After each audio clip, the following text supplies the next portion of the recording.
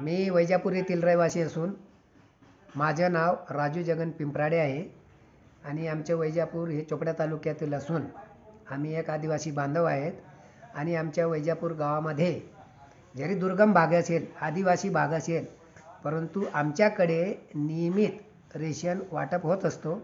त्याच्यात 2-3 प्रकारचे रेशन आहे। गरिबीमध्ये बी आहे, पिवळं कार्डाचे बी आहे आणि जनरलचे बी आहे। आणि रेशनपासून कोणी आमच्याकडे सध्या वंचित राहत नाही, नियमित मिळतो। तसेच आमच्याकडे PM किसान मोदी सरकारकडून आम्हाला नियमित 4 महिन्यानंतर आम्हाला रुपये 2000 मिळत असतात आणि नियमित आमच्या खात्यावर ते येतात।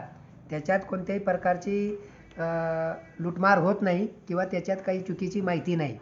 तसेच आमच्याकडे जे रमाई घरकुल आहेत, PM किसान घरकुल आहेत, जे काही शबरी घरकुल आहेत, या ज्या बी योजना घरकुलची आहेत, आमच्या आदिवासी भागामध्ये नियमित प्रमाणे मिळत असतात। याच्यामध्ये असे कोणत्याही प्रकारचे गैरप्रकार होत नाही। फक्त ज्यामध्ये काही नियमित लोक आहेत, अ, ब, ड, क असे वर्ग करून ते उर्वरित आहेत, त्यांनाही त्याच्यातून घरकुलाचा लाभ दिला जातो। पण PM किसान ही जी योजना आहे, हे ज्या दिवसापासून आमच्याकडे लागू झालेली आहे, तर एकही वर्ष असं गेलं नाही की त्याच्यामध्ये आम्हाला मिळत नाही।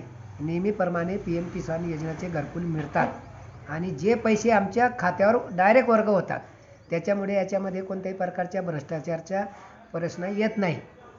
अशी आम्हाला ही कडकडीची आणि आम्हाला याच्यापासून जे अगोदर काही होत नाही होतं, त्याच्यातून आता याच्या प्रकारच्या गैरप्रकारला आळा बसलेला आहे आणि आम्हाला जे लाभार्थी आहेत थेट त्याप्रमाणे ते आमचे मोदी सरकारपासून नियमित आम्हाला त्याचा लाभ मिळतो आणि आम्ही त्यांचे धन्यवाद करतो।